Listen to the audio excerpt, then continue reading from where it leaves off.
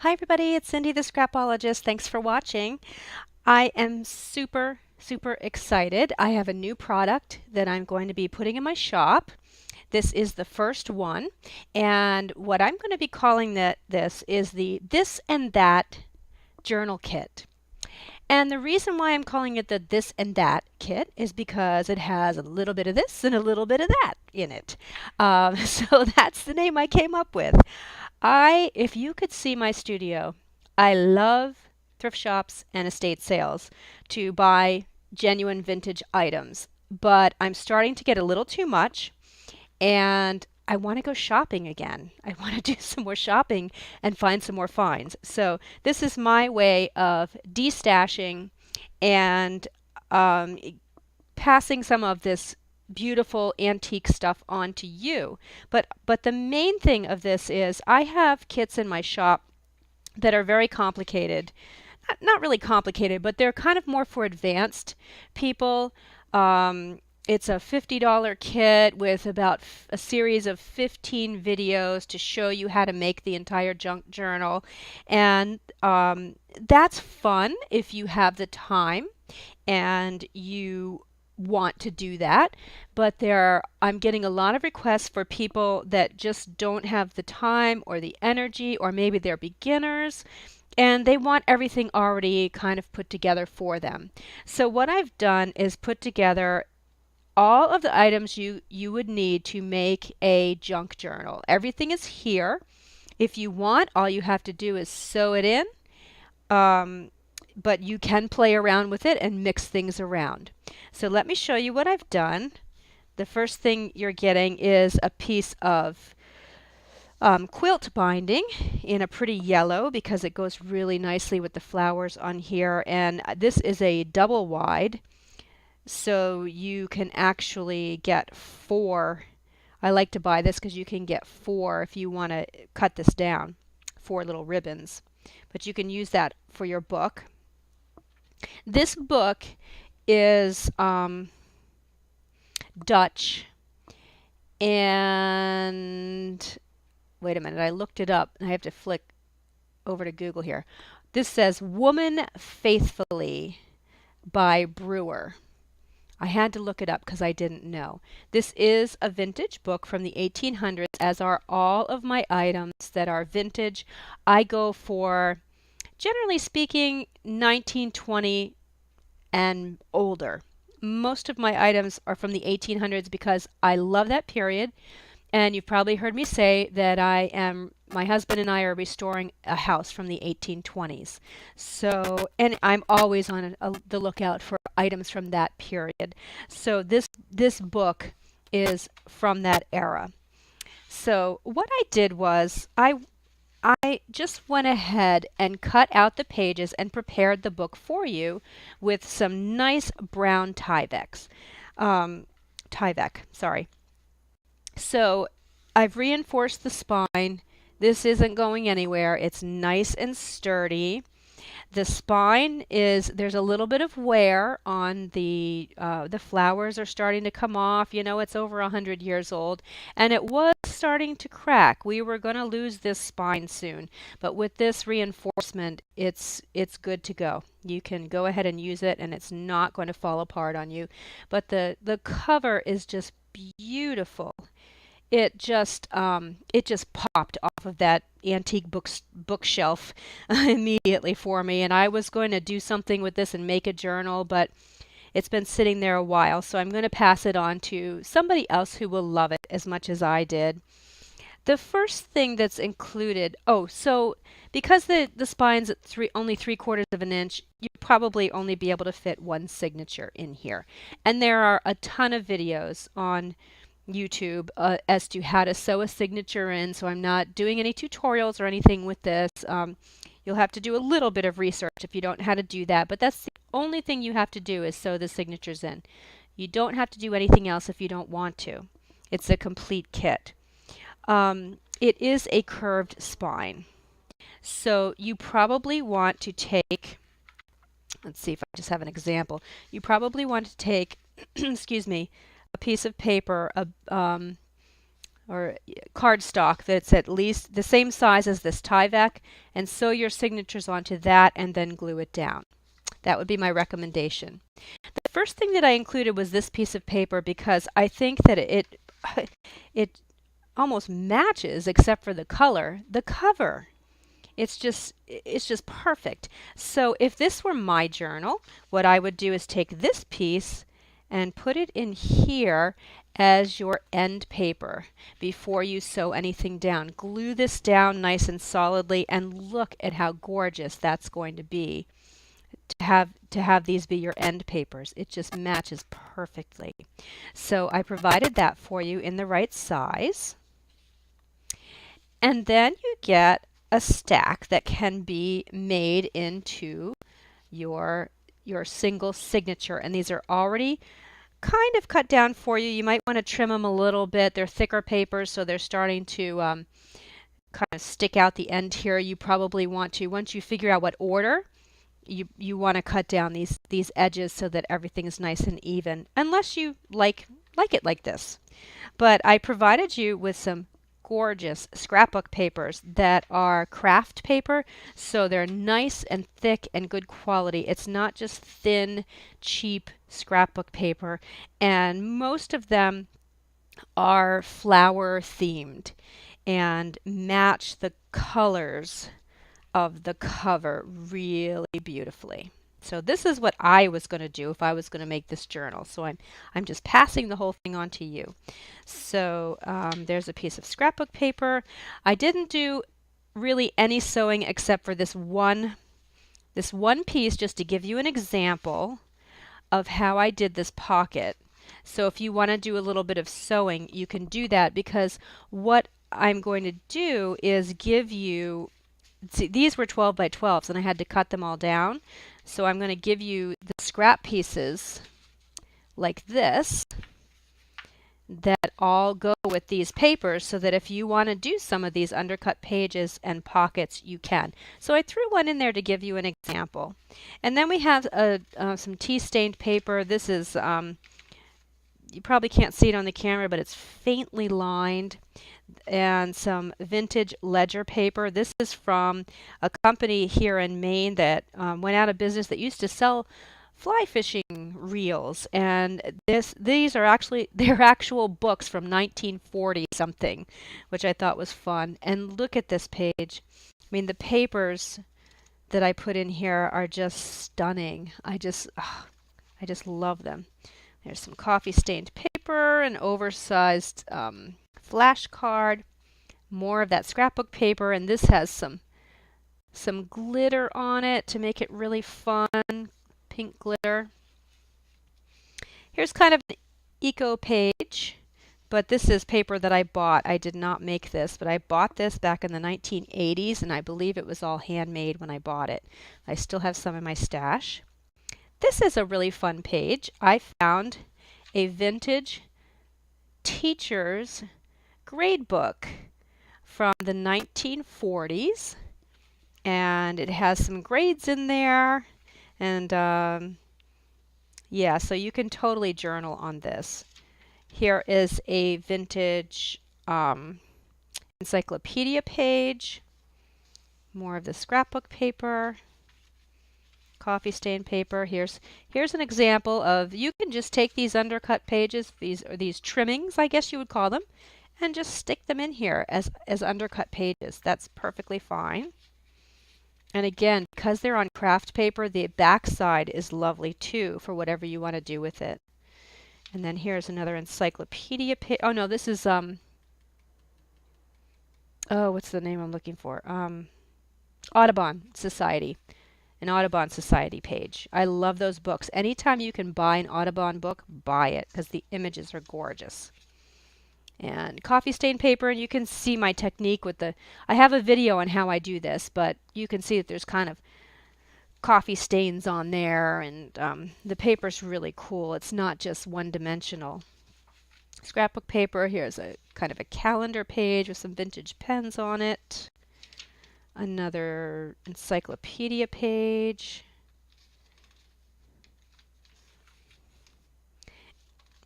Excuse me, here's a vintage ledger. ledger page, which is a daily statement of business. It's kind of fun. I found that in an estate sale. Little doily, threw in one of the undercut pages for you there.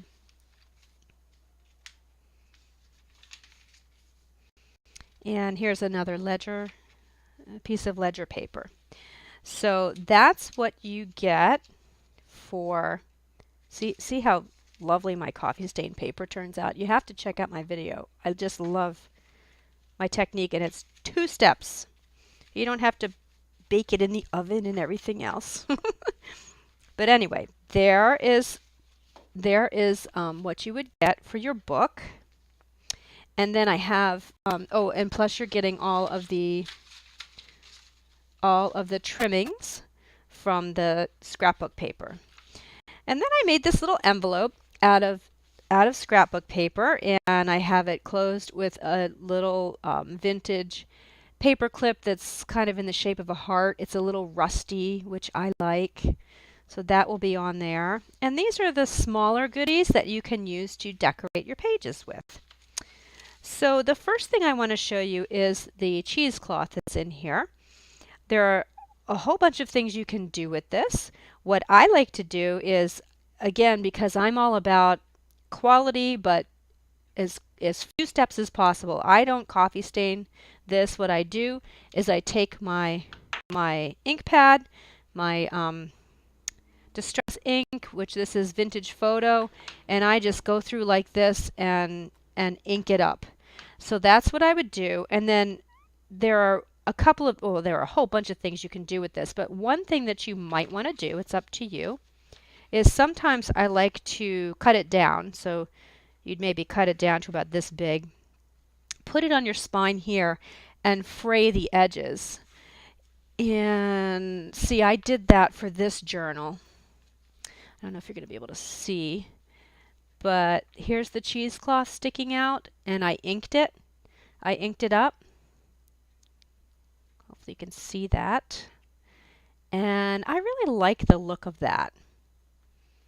So that's probably what I would do, but also another thing that I like to do is with the cheesecloth is have it sort of sticking out the side like this, and I will sew it on the edge of a page. See, you can do that. This one's kind of folded over by now, but it's just a little messy element that I like in my journal. This one I did not stain. This one I did. This one I used my Vintage Photo, like I just told you about, and I tore it a little more and sewed it on. Sewed just a strip of it on. So there's lots of things that you can do with the cheesecloth. So that is in our nice little package here. Let me fold it back up. Okay, we'll get to this in a minute. Here is a beautiful piece of vintage lace that I cut off of a bolt of lace that I found in an antique shop. In an antique shop. And this has flowers on it. So this would be pretty to sew on the edges of some of your papers, or sew. Let me see if I have another example here. I did it in this one. I don't know if I did. No. But sometimes I'll take a piece of it. Let's just pretend I've cut it down. And I'll sew it in like this so that you have a little tuck spot. So I'll sew down here and you have a little tuck spot. But it's pretty. I've washed it for you because it was quite a mess when I first got this bolt of fabric, but it's turned out beautiful. I love it. And just a napkin, all kinds of little odds and ends. This is a little torn out page from one of my kits that's in my shop that's all undercut pages of flowers with descriptions on the back. So I threw that in there. This is fun. And again, most of these are antiques from my estate sale shopping. This is a little train ticket stub that would have been given you by the engineer once you bought your ticket, and this is dated 1916. So you can do something fun with that. This is a piece of the scrap ledger paper that you can use. And then in here we have, I'm not going to take them all out, but we have a bunch of little tiny tags. And tabs that you can put at the top of your pages. There are circular tags. There are these little tabs. So there's a whole bunch of those, and there's little reinforcements if you want to use those on the top of your tags. And then you have two little cutouts from Tim Holtz. Two little coffee stained lined papers that you could stick on some pages. Two vintage playing cards with flowers on them. Oh, here's another tag. A piece of lace or ribbon. Lace, yeah. Trim, let's call it trim, with little daisies on it. Since this is kind of flower themed, I thought this was really pretty. Here is a vintage bridge tally card. I found a bunch of these at an estate sale a couple weeks ago, and they're super beautiful. And this one has a little thread on the top. Here's a little piece of play money from a vintage game and a play card. I think that this was from one of the first Monopoly games that came out, but don't quote me on that, but these are old. And an undercut page from a book on trees. Again, vintage, and you can see the staining on it, which we love, right?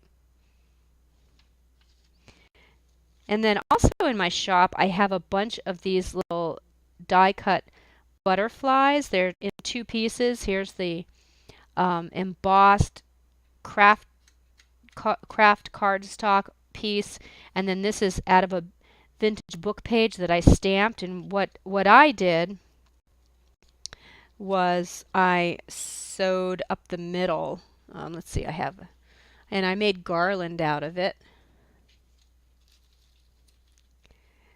But you can, they're kind of meant to cut apart and use individually. So you can just glue it up the center and put this somewhere on your book, or use the two pieces individually, whatever you'd like.